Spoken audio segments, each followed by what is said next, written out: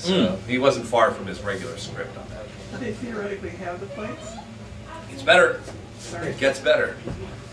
The only person who claimed to have actually seen the gold plates were 11 close friends of Smith, most of them family members related to each other. Their testimonies are printed in the front of every copy of the Book of Mormon.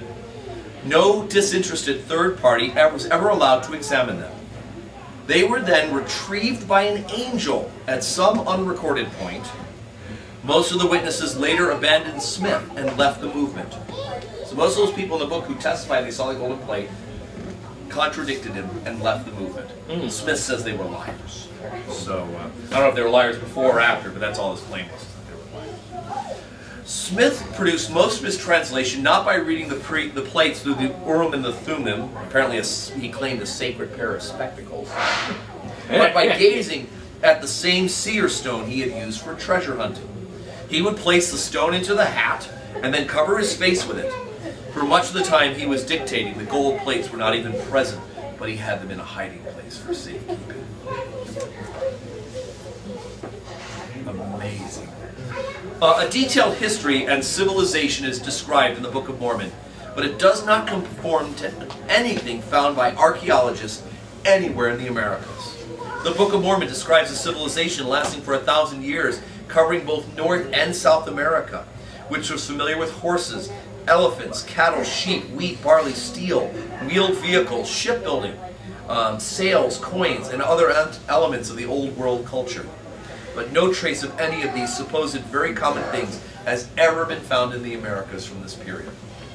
Nor does the Book of Mormon mention any of the features of a civilization which really did exist in that time in the Americas, such as the Aztecs and the Mayans, and no mention of them. The LDS Church has spent millions of dollars over many years trying to prove through archaeological research the Book of Mormon is an accurate historical record, but they failed to produce even a shred of pre-Columbian architectural evidence supporting the Book of Mormon story. In addition, whereas the Book of Mormon presents the picture of a relatively homogeneous people, with a single language and communication between distant parts of the Americas, the pre-Columbian history of the Americas shows the opposite. Widely different racial types, most entirely East Asian, not Semitic, they're not Hebrew, and many unrelated native languages, most of which are not remotely related to Hebrew or to Egyptian, which he claims the plates were written in. The people of the Book of Mormon were supposed to be devout Jews, observing the law of Moses, but in the Book of Mormon there is no trace of any observance of the Mosaic law, or even an accurate knowledge of it. Although Joseph Smith said that God had pronounced the completed translation of the plates as published in 1830 as correct, many changes have been made in later editions. Besides thousands of corrections of the poor grammar and awkward wording in the 1830 edition, apparently God was dictating with bad grammar, other changes have been made to reflect subsequent changes in some of the doctrine of the church. For example, an early change in wording modified the 1830 edition's acceptance of the doctrine of the Trinity, thus allowing Smith to introduce his later doctrine of multiple gods. A recent change, 1981, replaced white with pure, apparently to reflect the change in the church's stance on the curse, being that on the black race. Blacks before 1980 were not allowed to become Mormons because they were part of a cursed race. Now they're very active in evangelizing in Detroit neighborhoods. I'm assuming they don't tell people about that. And I think most of these younger missionaries had grew up under the Mormon church that didn't know that part of it. So they kind of just buried it very quickly. Joseph Smith said that the Book of Mormon contained the fullness of the gospel. However, its teaching on many doctrinal subjects has been ignored or contradicted by the present church. And many doctrines now said by the church to be essential are not even mentioned. Examples are the church's position on the nature of God, the virgin birth, the Trinity, polygamy, hell, priesthood, secret organizations, the nature of heaven and salvation, the temples, proxy ordinances for the dead, and many other matters are not in the Book of Mormon. They are later additions by the prophets. Many of the basic historical notions found in the Book of Mormon have appeared in print already in 1825.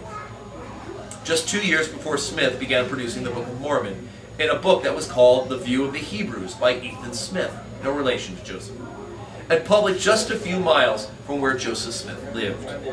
A careful study of this obscure book led one LDS church official, the historian B.H. Roberts, who died in 1933, to confess that the evidence tended to show that the Book of Mormon was not an ancient record, but concocted by Joseph Smith himself, based on the ideas he had read in this other book. He was obviously shocked for that decision.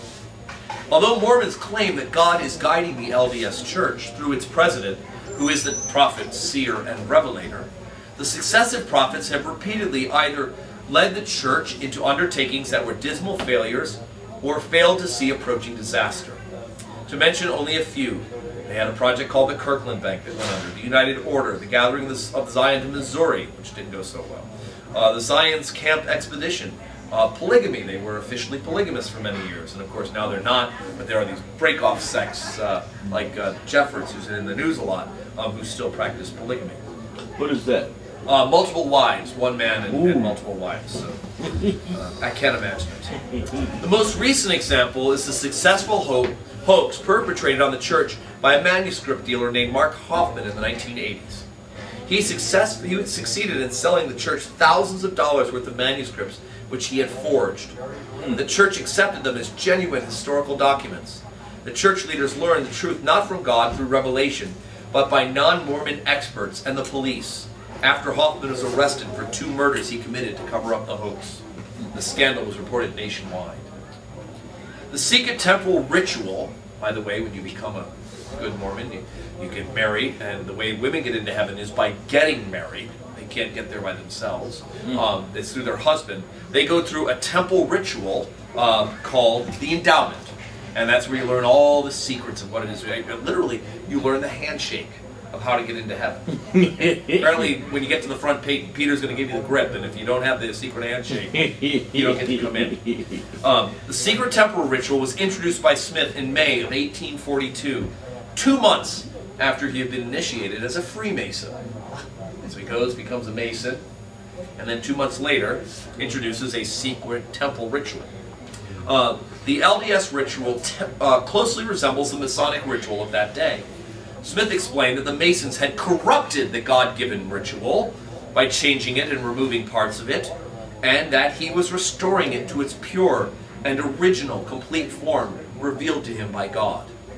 In 150 years since, the church has made many fundamental changes in the pure and original ritual as restored by Smith, mostly by removing major parts of it. So it's interesting. Smith found the pure and original, they tidied up a bit. Many doctrines which were once taught, and by the way, you cannot be a Mason now if you were a Mormon. Mormons will not allow you to become Masons, I guess. Oh, yeah? They're afraid you'll start to see the things that are in common. Many doctrines which were once taught by the Latter-day Saints Church and held to be fundamental, essential, and eternal have since been abandoned. Whether we feel that the church was correct in abandoning them is not the point. Rather, the point is that the church claims to be the church of God, takes one everlasting position at one time and an opposite position at another, all the time claiming to be proclaiming the Word of God. So that's troubling. Of course, the Episcopal Church has something called General Convention, but that's a whole other story altogether. But anyway, then they've had doctrines about the Adam and God doctrine, that Adam, at one point he said that Adam is God's father. The United Order, that all property of church members is to be held in common, and with title being in the church. And when they had these early communities, that was done. It's not done now. You have to